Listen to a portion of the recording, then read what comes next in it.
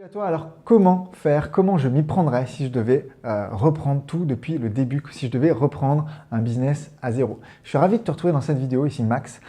Aujourd'hui je voulais te parler, je voulais te partager des éléments, des étapes que je mettrais en place si je devais vraiment tout repartir de zéro.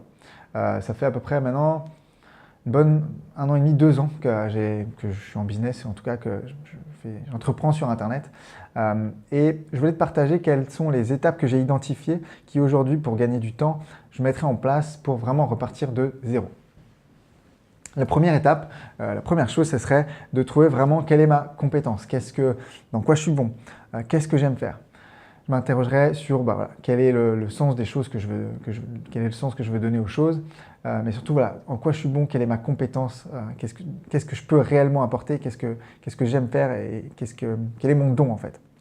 La deuxième chose, le deuxième étape, le deuxième élément précis que je mettrai en place, c'est de travailler mon positionnement. Quel est le positionnement précis que je veux mettre en place? Qui je veux atteindre? Qui spécifiquement, quelles sont la cible, quel est l'avatar, quel est mon client idéal par rapport à mon positionnement que je veux atteindre.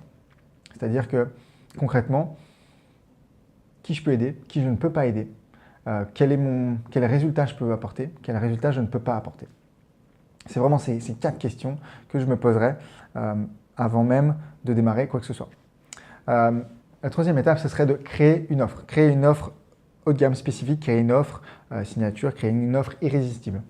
On n'a pas besoin d'avoir 50 000 offres, on n'a pas besoin d'avoir 50 000 produits.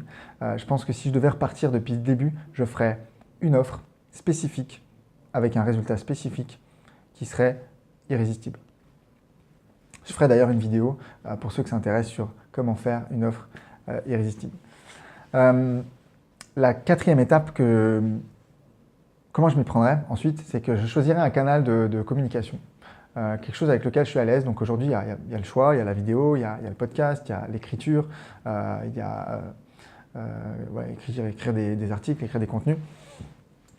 Vraiment quelque chose avec lequel je me sens à l'aise et je commencerai à créer du contenu de valeur, à créer du contenu impactant parce que voilà, par rapport à ma compétence, par rapport au sujet, par rapport à ma thématique, c'est quelque chose qui m'intéresserait. Donc voilà, ça me ferait kiffer aussi de produire du contenu et de pouvoir aider aussi des entrepreneurs avec ce contenu-là, contenu gratuit, pour capter l'attention de mon marché et pour générer de l'attention autour de ça. Et ensuite, pouvoir profiter de l'attention de ce marché pour proposer mon offre.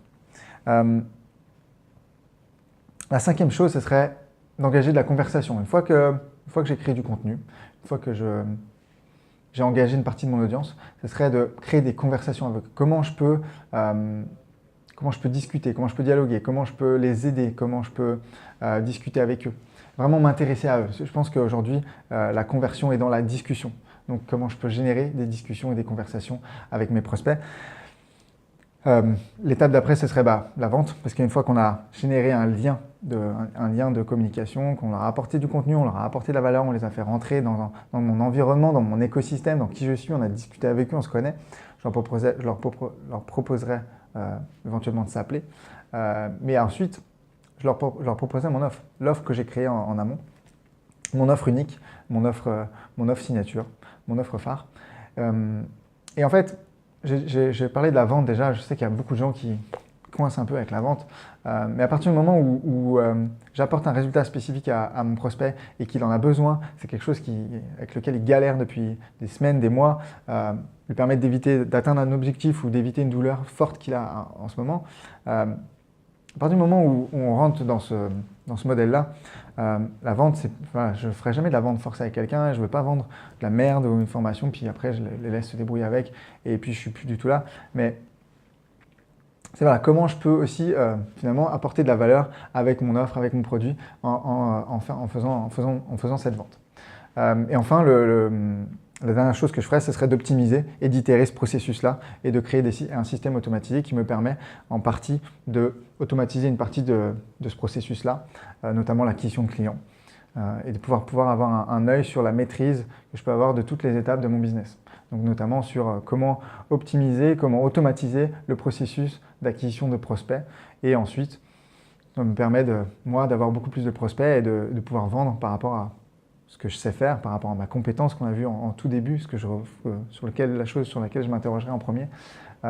Voilà, ça c'est les différentes étapes que je ferais si je devais repartir de zéro, tout simplement parce qu'après, une fois qu'on a généré ces premières ventes-là, de cette manière,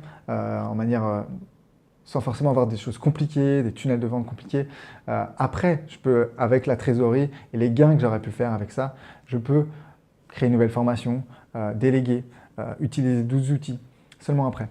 Mais c'est comme ça que je m'y prendrais si je devais repartir de zéro. Donc, trouver ma compétence, en quoi je suis bon, qu'est-ce que j'aime faire, quel est mon don, définir un positionnement clair et un avatar précis, c'est-à-dire à qui je m'adresse, à qui je ne m'adresse pas, quel est le résultat spécifique, quel résultat j'apporte, quel résultat je ne peux pas apporter non plus, qui je ne peux pas aider.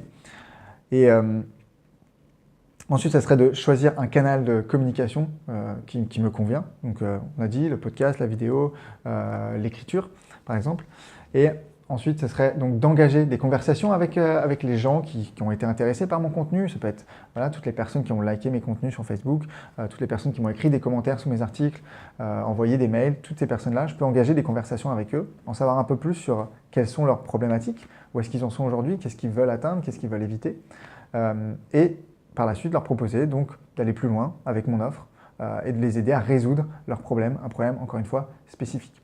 Et dernière étape, optimiser ce processus-là, créer un système autour de ça, système d'acquisition de prospects par exemple, automatiser une partie des ventes et itérer ce processus-là et recommencer. Et utiliser la trésorerie que j'aurais gagnée avec ce processus-là pour pouvoir réinvestir de l'argent dans de la publicité, dans la délégation, dans des prestataires, dans une équipe pour mon entreprise et ainsi comme ça grossir. Alors voilà, j'espère que ces clés, ces étapes t'ont servi, j'espère que ça t'impacte aussi et ça te fait te remettre en question sur peut-être des éléments de ton entreprise. Si tu as des questions, tu n'hésites pas à les poser en bas de cette vidéo, ça me fera vraiment plaisir d'y répondre. Et puis écoute, moi je prendrai plaisir à te retrouver dans une prochaine vidéo et je te dis à très vite. Ciao.